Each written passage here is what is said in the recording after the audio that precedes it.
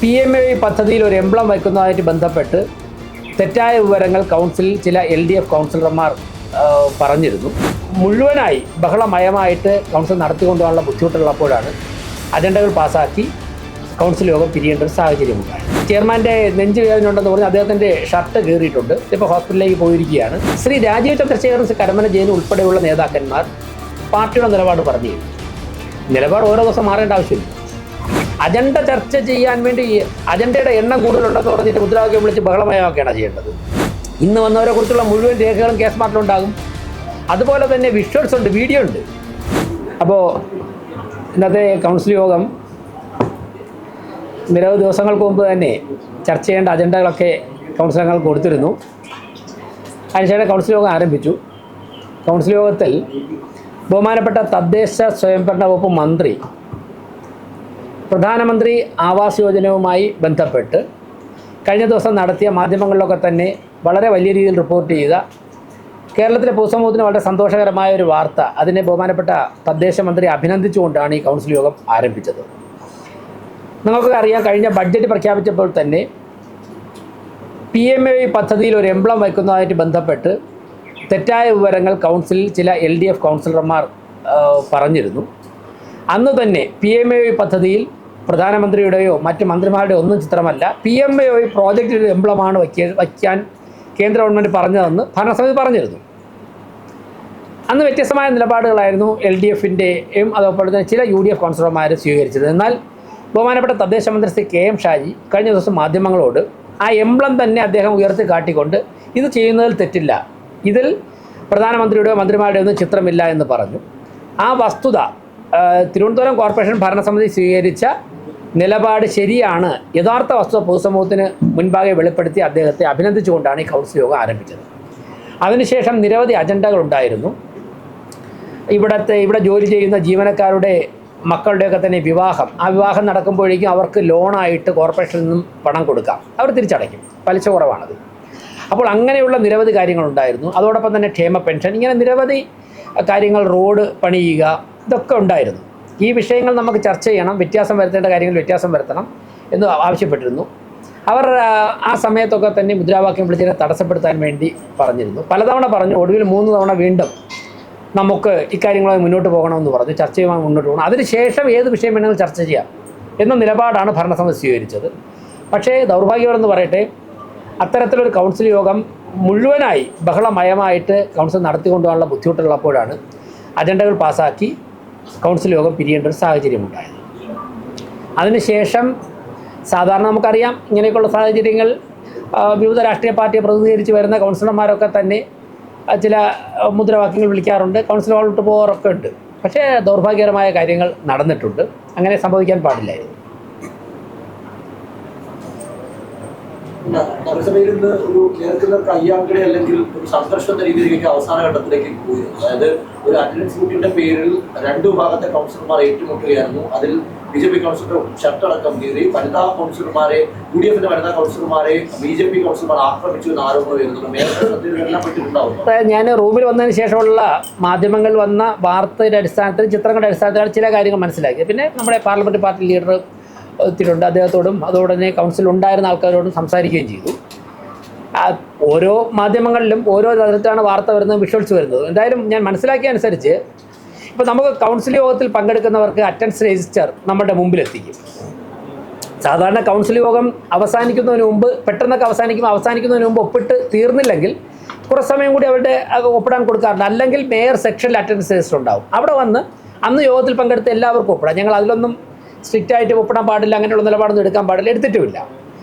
അപ്പോൾ ഞാൻ അവിടെ കണ്ട, ഒരിക്കലും ഒരു കൗൺസിലിനകത്തിൽ നടക്കാൻ പാടില്ലാത്തൊരു കാര്യം അവിടെ കണ്ടത്, അറ്റൻഡൻസ് രജിസ്റ്റർ ഒരു കൗൺസിൽ അംഗത്തിന് ഒപ്പിടാൻ കൊടുത്താൽ അദ്ദേഹം ഒപ്പിട്ടിട്ട് അത് കൊടുത്ത ഉദ്യോഗസ്ഥൻ്റെ കയ്യിൽ അല്ലെങ്കിൽ ജീവനക്കാരുടെ കയ്യിൽ തിരിച്ചേൽപ്പിക്കണം, അല്ലെങ്കിൽ അടുത്ത കൗൺസിലർക്ക് ഒപ്പിട്ട് ഞാൻ പാസ് ചെയ്യണം. ഇപ്പോൾ അവിടെ ഒരു വലിയൊരു പ്രദർശനം നടന്നു. ഈ അറ്റൻഡൻസ് രജിസ്റ്റർ ഒരിക്കലും രഹസ്യ വസ്തുവല്ല. ഇന്നലെ ഇപ്പോൾ എന്നെ കണ്ട എല്ലാ മാധ്യമപ്രവർത്തകരോടും ഞാൻ പറഞ്ഞു, നിങ്ങൾക്ക് ആർക്ക് വേണമെങ്കിലും പരിശോധിക്കാം, നിങ്ങളൊരു അപേക്ഷ കൊടുത്തു കഴിഞ്ഞാൽ എൻ്റെ സർട്ടിഫിക്കറ്റ് കോപ്പി കിട്ടും. അതിനിടയിൽ ഞാൻ മനസ്സിലാക്കിയത്, ആ അറ്റൻഡൻസ് രജിസ്റ്ററിൻ്റെ ചില പേജുകൾ നശിപ്പിക്കാനുള്ള ഒരു ശ്രമം നടന്നിരുന്നു. ചിലർ ഗ്ലാസ്സിൽ നിന്ന് വെള്ളം എടുത്തിട്ട് അങ്ങോട്ടും ഇങ്ങോട്ടൊക്കെ ഒഴിക്കുന്നത് കണ്ടു. അപ്പോൾ ഇതിൽ ഓരോരുത്തരും ഒപ്പിടുന്ന ഓരോ ടൈപ്പ് പെന്നും കൊണ്ടാണ്. അതിൽ വെള്ളം വീണ് കഴിഞ്ഞാൽ ഇത് നാളെ എന്തെങ്കിലും ആവശ്യം വന്നു കഴിഞ്ഞാൽ ബഹുമാനപ്പെട്ട കോടതി മുമ്പാകെ ഹാജരാക്കേണ്ട രേഖയാണ്. ഇതൊരു ആധികാരികമായ ഒരു രേഖയാണ്. അപ്പോൾ അത് എൻ്റെ കയ്യിൽ ഒപ്പിടാൻ ലഭിച്ചു കഴിഞ്ഞാൽ ഞാൻ ഒപ്പിടുക, ഒന്നുകിൽ ഉദ്യോഗസ്ഥരെ തിരിച്ചു കൊടുക്കുക, അല്ലെങ്കിൽ അടുത്ത ഒപ്പിടാൻ്റെ ആളുടെ കൊടുക്കുക. അതാണല്ലോ ജനാധിപത്യത്തിൽ മര്യാദ.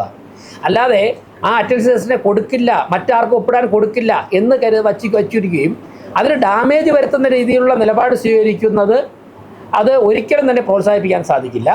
അപ്പോൾ അങ്ങനെയുള്ള ചില ദൗർഭാഗ്യകരമായ കാര്യങ്ങളുണ്ടായി.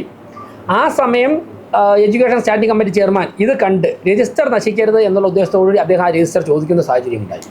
അപ്പോഴാണ് പരസ്പരം ഒരു കയ്യേറ്റം ചെയ്യുന്ന നിലപാടൊക്കെ സ്വീകരിച്ചത്. എന്തായാലും എഡ്യൂക്കേഷൻ സ്റ്റാൻഡിംഗ് കമ്മിറ്റി ചെയർമാൻ അതിനുമായിട്ട് നേരിട്ട് സംസാരിച്ചു. മറ്റുള്ള ആൾക്കാരുമായിട്ട് സംസാരിക്കാൻ പറ്റില്ല. ചെയർമാൻ്റെ നെഞ്ച് വേദന ഉണ്ടെന്ന് പറഞ്ഞ് അദ്ദേഹത്തിൻ്റെ ഷർട്ട് കീറിയിട്ടുണ്ട്. ഇപ്പോൾ ഹോസ്പിറ്റലിലേക്ക് പോയിരിക്കുകയാണ്. അപ്പോൾ അദ്ദേഹത്തോട് ചോദിച്ചപ്പോൾ പറഞ്ഞത് അറ്റൻഡൻസ് രജിസ്റ്റർ നശിപ്പിക്കുവാൻ വേണ്ടി ചില പേജുകൾ കീറിയെടുക്കുവാനും അതിൽ വെള്ളം ഒഴിക്കുവാനും നടത്തിയ ശ്രമത്തിനിടെ അറ്റൻഡൻസ് രജിസ്റ്റർ തിരിച്ചു ചോദിച്ചു. അത് വാങ്ങിച്ചപ്പോഴാണ് അദ്ദേഹത്തിൻ്റെ ഷർട്ട് കീറിയത്, അദ്ദേഹത്തിന് മർദ്ദനമേറ്റതെന്നാണ് പറഞ്ഞത്. ഒരിക്കലും അറ്റൻഡൻസ് രജിസ്റ്റർ നശിപ്പിക്കുവാനുള്ള ശ്രമം ആര് നടത്തിയാലും അതിനൊരിക്കലും അംഗീകരിക്കാൻ സാധിക്കില്ല. അത് പറഞ്ഞിട്ടുണ്ട്. അത് വിഷ്വൽസിൽ വന്നുകൊണ്ടിരിക്കുകയാണ്. ഞാനത് മുഴുവൻ മനസ്സിലാക്കിയതിന് ശേഷം പറയാം.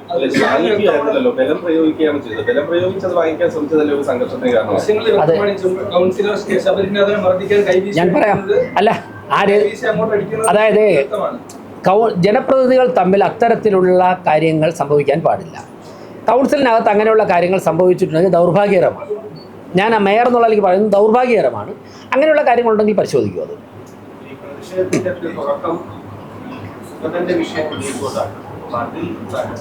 അല്ല, അതിൽ ഞാൻ ഡൽഹിയിൽ വെച്ച് അന്ന് പറഞ്ഞ നിലപാട് തന്നെയാണ്. അക്കാര്യത്തിൽ അദ്ദേഹത്തെ കസ്റ്റഡിയിൽ എടുത്തതിൻ്റെ പിറ്റേ ദിവസം രാവിലെ ഡൽഹിയിൽ വെച്ച് എന്ത് നിലപാടാണോ പറഞ്ഞത് ആ നിലപാടിൽ തന്നെയാണ് മേയർ എന്നുള്ള നിലയ്ക്ക് ഇപ്പോഴും നിൽക്കുന്നത്.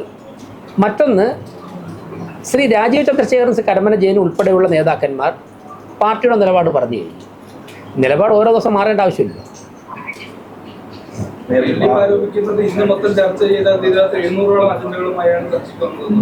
അത് നമുക്ക് ഇന്ന് ചർച്ച ചെയ്ത് തീർന്നില്ലെങ്കിൽ അടുത്ത ദിവസത്തേക്ക് വയ്ക്കും. ഒരാഴ്ച മുമ്പ് അജണ്ട കൊടുത്തിട്ടുണ്ടല്ലോ. അജണ്ട വളരെ നേരത്തെ കൊടുത്തല്ലോ. അപ്പോൾ അജണ്ട ഏത് അജണ്ടയാണ് ചർച്ച ചെയ്യേണ്ടത്? കൂടുതൽ കുറച്ച് കോംപ്ലിക്കേറ്റഡ് ആയിട്ടുള്ള അജണ്ട ഞാൻ തന്നെ നമ്പർ പറഞ്ഞില്ലേ മാറ്റി വെച്ചത്. ഇനി ഏതെങ്കിലും അജണ്ട ഞങ്ങൾ എല്ലാ കൗൺസിലും ഏതെങ്കിലും അജണ്ട ചർച്ച ചെയ്യണമെങ്കിൽ നമ്മൾ അടുത്ത ദിവസത്തേക്ക് വയ്ക്കും. അജണ്ട ചർച്ച ചെയ്യാൻ വേണ്ടി അജണ്ടയുടെ എണ്ണം കൂടുതലുണ്ടെന്ന് പറഞ്ഞിട്ട് മുദ്രാവാക്യം വിളിച്ച് ബഹളമയമാക്കുകയാണ് ചെയ്യേണ്ടത്. അങ്ങനെയല്ലല്ലോ. അതിലിപ്പോ UDF ആരോപിക്കുന്നത് സുഗതനെ സംരക്ഷിക്കുന്നതിന് വേണ്ടി അറ്റൻഡൻസ് രജിസ്റ്ററിൽ BJP തിരിമറി കാണിക്കാൻ ശ്രമിച്ചു. അതോടൊപ്പം തന്നെ നേരത്തെ മേയർ ഉൾപ്പെടെ ഇടപെട്ടുകൊണ്ട് സുഗതനെ സംരക്ഷിക്കാൻ ഈ കൗൺസിൽ യോഗം തന്നെ അലങ്കോലപ്പെടുത്തിയെന്നാണ്. അല്ല, ഞാൻ തുടക്കത്തിൽ പറഞ്ഞു അത് രഹസ്യമല്ലല്ലോ. 101 കൗൺസിലർമാർക്കും കൗൺസിലർ എന്നുള്ളതിലേക്ക് സംരക്ഷണം കൊടുത്തുവാൻ വേണ്ടിയുള്ള സാഹചര്യം സ്വീകരിക്കും, നടപടികൾ സ്വീകരിക്കും. അത് രഹസ്യമല്ല, പരസ്യമായിട്ട് പറയുക തന്നെയാണ്. ഇനി ഈ വാഴോട്ടോണം കൗൺസിലർ സുഗതൻ്റെ കാര്യത്തിൽ ഒരു നടപടിയും സ്വീകരിക്കാൻ ഒരു മേയർക്ക് സാധിക്കില്ല.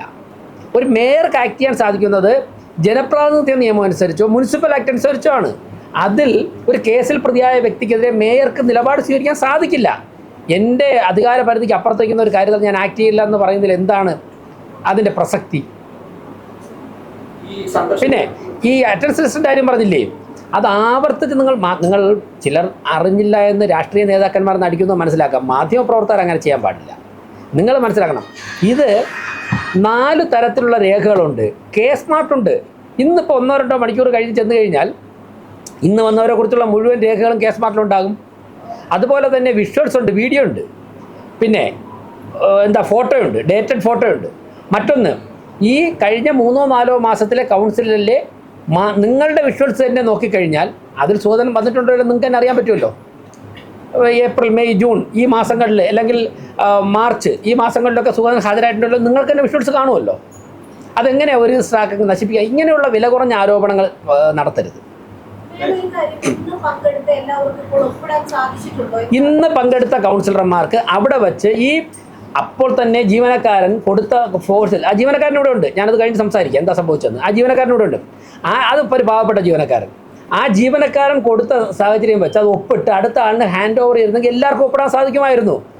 അതിന് പകരം ഈ രജിസ്റ്റർ ഇവിടെ എന്തൊക്കെയോ പ്രതിസന്ധികളുണ്ട് എന്ന്, അത് എനിക്ക് തോന്നുന്നു സ്വന്തം പ്രസക്തിയും സാന്നിധ്യവും അറിയിക്കുവാൻ വേണ്ടി ആയിരിക്കാം. ഇങ്ങനെയുള്ള ഷോ ഓഫിൻ്റെയൊക്കെ കാര്യമുണ്ടോ? ഏത് മാധ്യമപ്രവർത്തകർക്കും ഇതൊരു പബ്ലിക് ഡൊമൈനിലുള്ള സാധനമല്ലേ. ഒരു പെറ്റീഷൻ ഫയൽ ചെയ്ത് കഴിഞ്ഞാൽ ഉടൻ തന്നെ അതിൻ്റെ ഫോട്ടോ കോപ്പി കിട്ടില്ല, സർട്ടിഫൈഡ് കോപ്പി. അതിന് പകരം മറ്റുള്ളവർ ഒപ്പിട്ടുകൊണ്ട് നിൽക്കുമ്പോഴേക്കും അതിനെ എടുത്ത് എന്തോ കണ്ടുപിടിച്ചതുപോലെ ഒരു പബ്ലിക് ഡോക്യുമെൻ്റ് അതിനെല്ലോ കണ്ടുപിടിച്ചതുപോലെ എടുത്ത് പ്രദർശിപ്പിച്ച് കാണിക്കുക, മറ്റുള്ള ആർക്കും ഒപ്പിടാൻ സാധിക്കാത്ത സാഹചര്യം ഉണ്ടാവുക. അതിനിടയിൽ ഗ്ലാസ്സിൽ കുടിക്കാൻ കൊടുത്ത വെള്ളം എടുത്ത് ഒഴിക്കുക, ചൂടുവെള്ളം വെള്ളം എടുത്ത് ഒഴിക്കുക. അപ്പം സ്വാഭാവികമായിട്ടും മഷി പടർന്നു പോയില്ലേ? അതിൽ 1-2 പേജുകൾ കീറിയിട്ടുണ്ട്. അങ്ങനെയുള്ള സാഹചര്യങ്ങൾ ഉണ്ടാകാൻ പാടില്ലായിരുന്നു. ഈ പാരമ്പര്യമൊക്കെ പറയുന്നവർ അക്കാര്യങ്ങൾ ശ്രദ്ധിക്കണ്ടേ? നിയമ പോരാട്ടം നടത്തേണ്ടത് അറ്റൻഡൻസ് ബുക്കിൻ്റെ പേജ് വലിച്ചു കീറിക്കൊണ്ടല്ലോ. ബഹുമാനപ്പെട്ട കോടതികളുണ്ടല്ലോ, ആ കോടതികളിലോ തെരഞ്ഞെടുപ്പ് കമ്മീഷനിലോ സംസ്ഥാന സർക്കാരിലോ സമീപിക്കാമല്ലോ. നമ്മളൊക്കെ നിയമം അനുസരിക്കുന്ന സിറ്റിസണല്ലേ, പൗരന്മാരല്ലേ.